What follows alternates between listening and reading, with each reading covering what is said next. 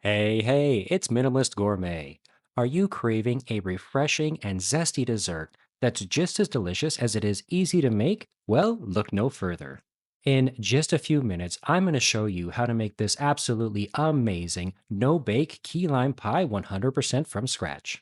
The best part, you can make this a day ahead and save time and stress while you're cooking everything else. So let's get crack-a-lackin'. We're going to start with the crust. And of course, traditionally, graham crackers are used, but those just aren't available where I live. You know, digital nomad issues. But I do love using these shortbread cookies, they work great. Don't forget to be creative while cooking because I've seen people make crusts out of everything from cornflakes to animal crackers. Whatever you choose for your crust, we're going to crush it up into some coarse crumbs like this and add in our melted butter. If whatever you're using isn't too sweet, you're going to want to include an additional tablespoon of white sugar. These shortbreads are plenty sweet on their own, so I omitted any extra sugar in my recipe. Use a fork to combine these ingredients, and everything should come together and look like wet sand. Now pour your crust mixture into an 8 or 9-inch diameter pie tin and start pressing it out into a nice even layer. Do you know where crusts get educated? At primary school. I find that using the bottom of a glass works great. It's a lot smoother and helps you press it into a nice even layer without any gaps.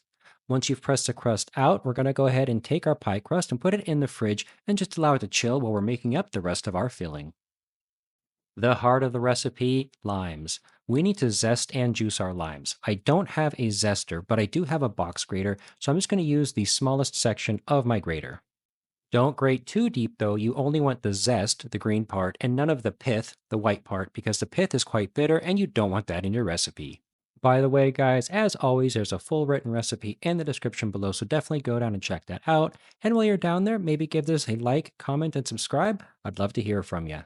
Of course, we need the lime juice as well. If you don't have a juicer, no problem, you can squeeze this by hand. Just make sure to catch any seeds that might come out.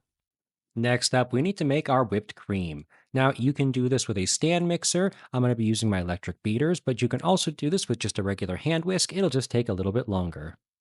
We are going to take our very cold whipping cream and put it into a cold bowl and start mixing it until it starts to form peaks. Basically, we want our whipping cream to be solid enough that it holds its own shape. You don't want it to fall down and collapse under its own weight. This looks pretty good, so I'm going to go ahead and stop right here. I only have one mixing bowl, so I actually need to transfer this into another bowl, and I'm going to store it in my fridge until we're done mixing up the rest of the filling. The rest of the filling consists of one 8-ounce brick of cream cheese that I've allowed to come up to room temperature completely. I like to start off by beating this and kind of breaking up the cream cheese a little bit. It makes it so much easier later on to mix in the rest of the ingredients. Next up, our white table sugar goes in, followed by that beautiful lime zest that we got earlier, a whole can of sweetened condensed milk, and our freshly squeezed lime juice. Now we mix all of the filling ingredients together until well mixed. This pie will definitely stand out at your next dinner party because it always likes to be in the limelight. Finally, after mixing up our filling very well, we need to retrieve our whipped cream from the fridge and gently fold that into the mixture. To fold this in, I like to use the cut down and swoop method, cut down, swoop over.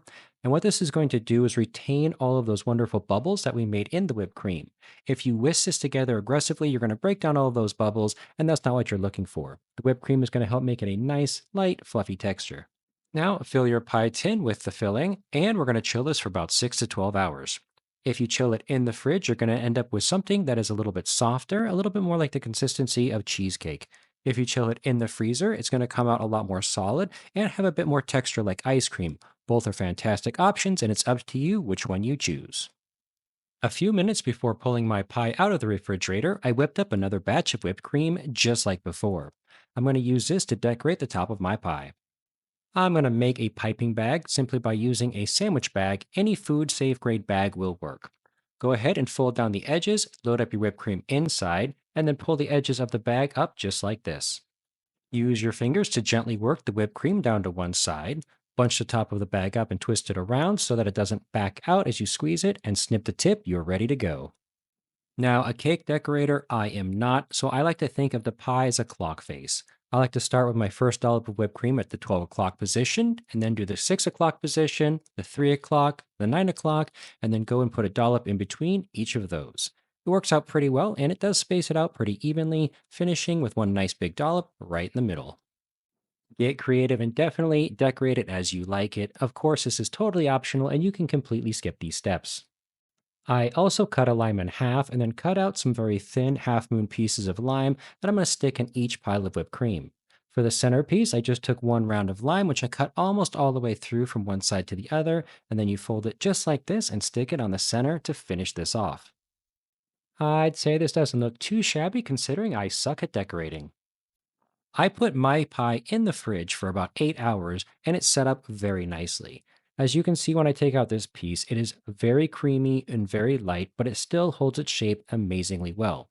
Also, surprisingly, the crust definitely sets up even though it isn't baked. And please keep in mind that it is about 95 degrees Fahrenheit in my kitchen right now, so if it looks like it's melting a little bit, that's just because that's the heat of northern Thailand where I live. The crust is set up nicely, the pie is super creamy, and when we go to take a taste of it, this is absolutely fantastic. I have to say that I think there's a heck of a lot more lime flavor in a recipe that's no bake versus putting it into the oven because it's just a much more gentle process, and that lime flavor really, really comes out.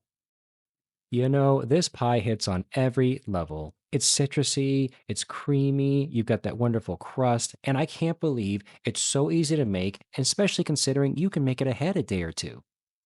And since you guys liked this video so much and watched until the end, I want to recommend this video right here, my no-bake cheesecake shooter recipe. It is just as easy to make and absolutely just as delicious. You have to try it out. Thank you guys so much for watching. I really appreciate it. And I can't wait to see y'all again here next Monday on the next episode of Minimalist Gourmet.